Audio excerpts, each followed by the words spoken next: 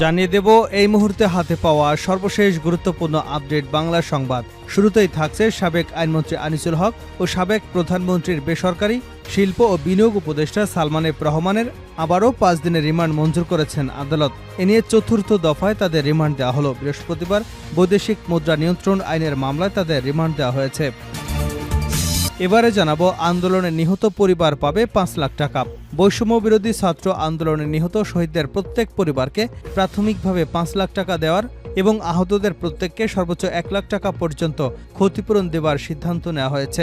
বুধবার রাজধানীর রাষ্ট্রীয় অতিথি ভবন যমুনায় অন্তর্বর্তী সরকারের প্রধান উপদেষ্টা ডক্টর মোহাম্মদ ইউনূসের সভাপতিত্বে জুলাই শহীদ স্মৃতি ফাউন্ডেশনের কার্যনির্বাহী কমিটির প্রথম সভায় এ সিদ্ধান্ত গৃহীত হয়।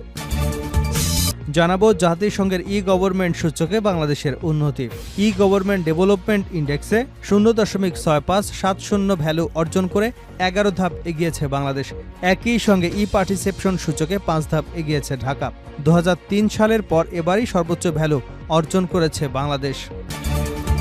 এদিকে সাইফুল আলমের গৃহকর্মীর ব্যাংক অ্যাকাউন্টে 16 কোটি, তাহলে তাদের অ্যাকাউন্টে কত? বিতর্কিত ব্যবসায়ী গোষ্ঠী এস আলম গ্রুপটির কর্ণধার মোহাম্মদ সাইফুল আলম ও তার পরিবারের সদস্য এবং তাদের প্রতিষ্ঠানের নামে বিভিন্ন ব্যাংকে বিভিন্ন সময় বিপুল অর্থ জমা পড়েছে। এর মধ্যে কেবল সাইফুল আলমের গৃহকর্মীর ব্যাংক অ্যাকাউন্টেই প্রায় 16 কোটি টাকা জমা হওয়ার তথ্য পাওয়া গেছে। এবারে থাকছে সংবিধান সংস্কার কমিশনের প্রধান হয়ে আলী রিয়াজের ফেসবুক স্ট্যাটাস। সংবিধান সংস্কার কমিশনের প্রধান হিসেবে দায়িত্ব পেয়েছেন যুক্তরাষ্ট্রের ইলিনয় স্টেট ইউনিভার্সিটির ডিস্টিংগুইশড প্রফেসর আলী রিয়াজ। বুধবার এ সংক্রান্ত আদেশ জারি করেছে মন্ত্রিপরিষদ বিভাগ। দায়িত্ব পাওয়ার পর অন্তর্বর্তী সরকার এবং প্রধান উপদেষ্টা ডক্টর মোহাম্মদ ইউনূসের প্রতি ধন্যবাদ ও কৃতজ্ঞতা জানিয়ে ফেসবুকে পোস্ট দিয়েছেন তিনি। এবং সর্বশেষ জানাবো আন্তর্জাতিক সংবাদ। লেবাননে শত শত ওয়াকি-টকিতে বিস্ফোরণ, নিহতের সংখ্যা বেড়ে 20। লেবাননে পেজার বিস্ফোরণের 12 জনের মৃত্যুর ঘটনার একদিন পার না হতেই এবার দেশজুড়ে ওয়াকি-টকি বিস্ফোরণের ঘটনা ঘটেছে। এ ঘটনায় প্রথমে 14 জন নিহত হবার কথা থাকলেও পরে এর সংখ্যা বেড়ে দাঁড়িয়েছে অন্তত 20 জনে। এতক্ষণ শিরোনাম শুনছিলেন, এবার বিস্তারিত। প্রিয় দর্শক, আপনি যদি এই চ্যানেলে নতুন হয়ে থাকেন, ভিডিওটি দেখতে দেখতে চ্যানেলটি সাবস্ক্রাইব করে আমাদের সঙ্গে থাকুন। আর এই ভিডিও সম্পর্কে আপনি আপনার মূল্যবান মতামতটি কমেন্ট বক্সে জানিয়ে দিন। আর হ্যাঁ প্রিয় দর্শক, জানিয়ে দিন ভিডিওটি কোথা থেকে দেখছেন। সাবেক আইনমন্ত্রী আনিসুল হক ও সাবেক প্রধানমন্ত্রীর বেসরকারি শিল্প ও বিনিয়োগ উপদেষ্টা সালমান এফ রহমানের আবারও 5 দিনের রিমান্ড মঞ্জুর করেছেন আদালত। এ নিয়ে চতুর্থ দফায় তাদের রিমান্ড দেওয়া হলো। বৃহস্পতিবার বৈদেশিক মুদ্রা নিয়ন্ত্রণ আইনের মামলায় তাদের রিমান্ড দেওয়া হয়। এদিন কারাগার থেকে ঢাকার চিফ মেট্রোপলিটন ম্যাজিস্ট্রেট আদালতে হাজির করে তাদের এই মামলায় গ্রেপ্তার দেখানোসহ 7 দিনের রিমান্ডে নিতে আবেদন করে পুলিশ। উভয় পক্ষের শুনানি শেষে মেট্রোপলিটন ম্যাজিস্ট্রেট মোহাম্মদ আরিফুর রহমান তাদের 5 দিনের রিমান্ড মঞ্জুর করেন। গত 13 আগস্ট নৌপথে পালানোর সময় রাজধানীর সদরঘাট এলাকা থেকে সালমান এফ রহমান ও আনিসুল হককে গ্রেপ্তার করা হয়। এরপর 3 দফায় তাদের 25 দিনের রিমান্ডে নেওয়া হয়। আন্দোলনে নিহত পরিবার পাবে 5 লাখ টাকা, আহতরা পাবে যত। বৈষম্য বিরোধী ছাত্র আন্দোলনে নিহত শহীদদের প্রত্যেক পরিবারকে প্রাথমিকভাবে 5 লাখ টাকা এবং আহতদের প্রত্যেককে সর্বোচ্চ 1 লাখ টাকা পর্যন্ত ক্ষতিপূরণ দেওয়ার সিদ্ধান্ত হয়েছে। বুধবার রাজধানীর রাষ্ট্রীয় অতিথি ভবন যমুনায় অন্তর্বর্তী সরকারের প্রধান উপদেষ্টা অধ্যাপক ডক্টর মোহাম্মদ ইউনূসের সভাপতিত্বে জুলাই শহীদ স্মৃতি ফাউন্ডেশনের কার্যনির্বাহী কমিটির প্রথম সভায় এ সিদ্ধান্ত হয়। জানা গেছে, আহতদের ক্ষতিপূরণের অর্থ যত দ্রুত সম্ভব প্রদান করা হবে এবং ঢাকায় অনুষ্ঠেয় স্মরণসভায় শহীদ পরিবারের হাতে চেক তুলে দেওয়া হবে। সভায় প্রধান উপদেষ্টা নেতৃত্বাধীন কমিটির সমাজের সব পর্যায়ের মানুষ, বিদেশে বসবাসরত প্রবাসী বাংলাদেশি এবং বিভিন্ন সংস্থা ও ব্যবসা প্রতিষ্ঠানের প্রতি জুলাই শহীদ স্মৃতি ফাউন্ডেশনের অনুদান প্রদানের আহ্বান জানায়। কমিটির ফাউন্ডেশন পরিচালনার জন্য একটি অফিস স্পেস এবং স্বেচ্ছাসেবক খুঁজে বের করবার সিদ্ধান্ত গ্রহণ করা হয়েছে। এছাড়া সবাই জুলাই আগস্ট গণজাগরণের সমস্ত ভিডিও, ছবি, মৌখিক ইতিহাস এবং অন্যান্য নথি ও স্মৃতিচিহ্ন সংরক্ষণ আর্কাইভ করবার সিদ্ধান্ত হয়েছে। অধ্যাপক মোহাম্মদ ইউনূস সভায় জানান, যে কোনো পরিমাণ অনুদানের অর্থ নথিভুক্ত করা উচিত এবং তাদের তালিকা সংরক্ষণ করতে হবে। তিনি বলেন, সম্ভব হলে তাদের নাম ফাউন্ডেশনের ওয়েবসাইটে প্রকাশ করা উচিত। ডক্টর ইউনূস বলেন, এই ফাউন্ডেশন গঠন একটি গুরুত্বপূর্ণ মাইলফলক। একে সফল করতে আমাদের কঠোর পরিশ্রম করতে হবে। প্রধান উপদেষ্টা আরও জানান, স্বাস্থ্য মন্ত্রণালয় আহতদের চিকিৎসার ব্যয়ভার বহন করবে। ফাউন্ডেশনের পক্ষ থেকে যে ক্ষতিপূরণ দেওয়া হবে তা সরকারের চিকিৎসা ব্যয়ের অতিরিক্ত হিসেবে দেওয়া হবে। জাতিসংঘের ই গভর্নমেন্ট সূচকে বাংলাদেশের উন্নতি। ই গভর্নমেন্ট ডেভেলপমেন্ট ইন্ডেক্সে 0.6570 ভ্যালু অর্জন করে 11 ধাপ এগিয়েছে বাংলাদেশ। একই সঙ্গে ই পার্টিসিপেশন সূচকে 5 ধাপ এগিয়েছে ঢাকা। 2003 সালের পর এবার সর্বোচ্চ ভ্যালু অর্জন করেছে বাংলাদেশ। মঙ্গলবার 17 সেপ্টেম্বর বাংলাদেশের সময় সন্ধ্যায় নিউ ইয়র্কে জাতিসংঘের সদর দপ্তরে এই ইন্ডেক্স প্রকাশ করা হয়েছে।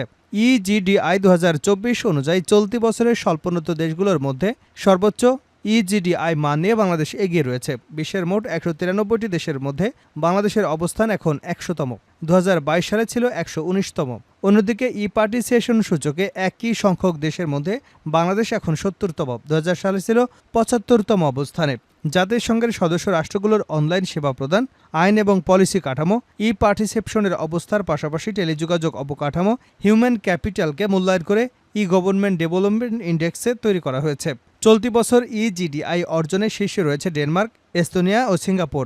দক্ষিণ এশিয়ার দেশ মালদ্বীপ 94, ভারত 97, শ্রীলঙ্কা 98, ভুটান 103 আর নেপাল রয়েছে 119তম স্থানে। এসালম গ্রুপের অনিয়ম, সাইফুল আলমের গৃহকর্মীর ব্যাংক অ্যাকাউন্টে 16 কোটি, তাদের অ্যাকাউন্টে কত?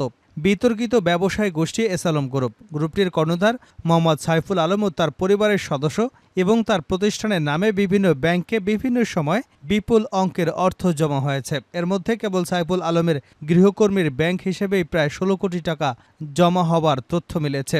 এছাড়া গ্রুপটির চেয়ারম্যান সাইফুল আলম পরিবারের সদস্য বিভিন্ন ব্যবসায়িক প্রতিষ্ঠানের নামে খোলা 6টি ব্যাংকের হিসাবে 1,80,900 কোটি টাকা জমা হওয়ার প্রমাণ পেয়েছে জাতীয় রাজস্ব বোর্ড।